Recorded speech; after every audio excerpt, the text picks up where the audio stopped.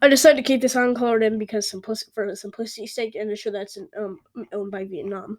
Over in Japan and Russia, we have Russia putting up a video saying that Japanese troops attacked them, which they were going to do in real life with Ukraine. So here we have Japan as the defender. Although it's not full on war, it's more just kind of a border skirmish. Um, so over here we have Japan using their much superior military, as we saw just a month ago now, and pushing up this island.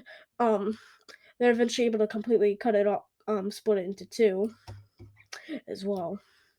With this, they push down into the occupied lands and are able to successfully take it, and Russia eventually ends up signing peace.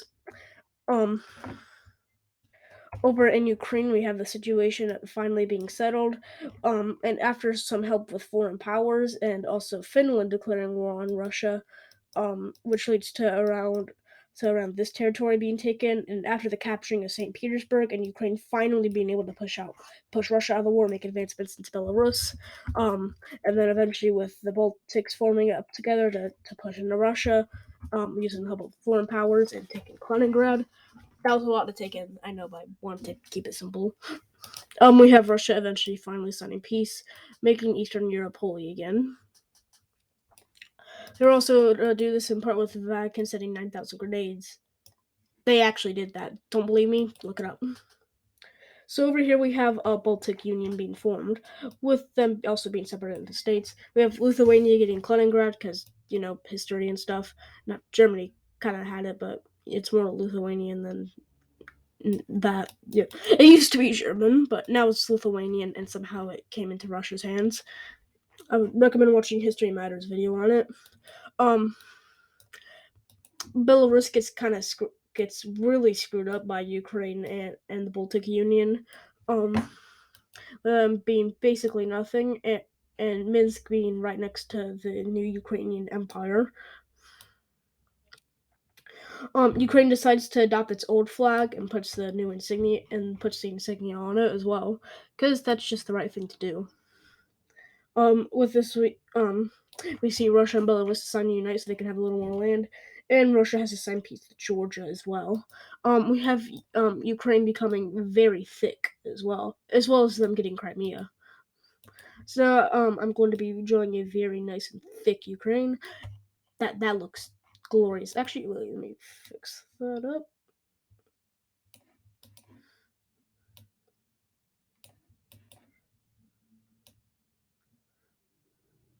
Beautiful, just beautiful. So now over in the Stanistan Empire, some they decide to get a little bit out of Russia in the confusion, and Russia is yet to notice. Technically, they're at war, but Russia doesn't know at this point. So we're gonna be coloring that in. And that also technically means they're blue because that technically means they join on the side of most of the world. Now let's go over to the Middle East. This is gonna be a mess.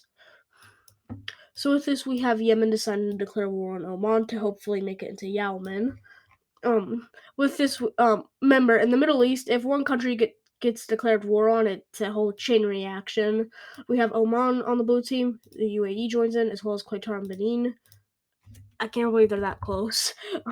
This means Saudi Arabia is going to be joining in. Syria decides to jump shift onto the blue side, as well as Jordan. Over on the red side, we have Iraq, Iran, the United Federation of Pakistan, Afghanistan. On the red team, this leads to Lebanon being on the red team. Northern Cyprus decides to finally leave Turkey because just that so they can just avoid conflict at this point. We have Palestine joining in on the red side, which even though they're probably gonna get freaking decimated. We have Israel joining in on the blue side, which they kind of technically already were at this point. We have Kuwait joining in on the blue side.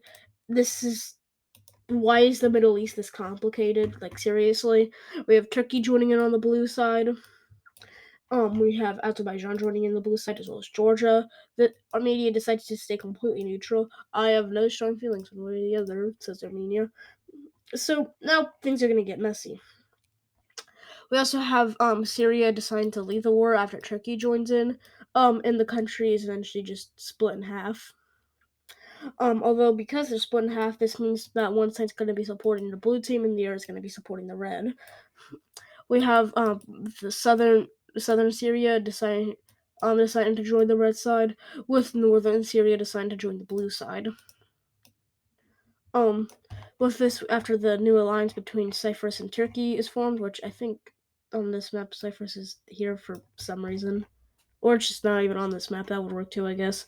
So now this map is just a mess at this point, and if you're wondering why I didn't include India, it's because their conflict's resolved at this point.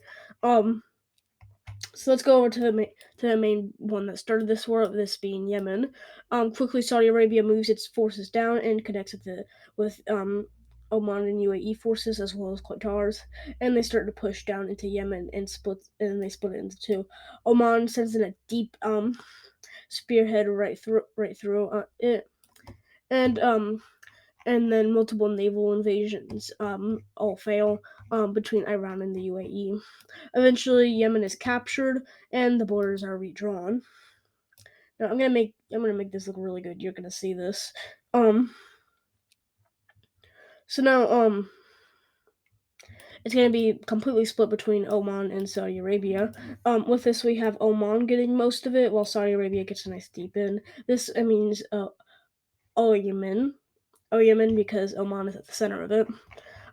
We have Kuwait being able to repel all the invasion attempts until they are eventually overrun by both Iraq and Persian forces. And it's eventually completely annexed. Although the blue team isn't going to let this slide, as Saudi Arabia starts pushing up in forces to try to liberate Kuwait.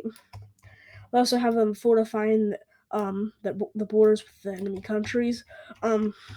Over in Jordan, we have them pushing up into southern Syria and causing a bit of a dart into Iraq. We have Israel completely taking over all of Palestine, which they should, because that just looks better. I'm not saying Palestine shouldn't exist, but just, it just would look better. Border Gore is a thing. We also have them completely able to wipe out Lebanon on their own. Now, that seems a little unfair, but Israel's freaking powerful.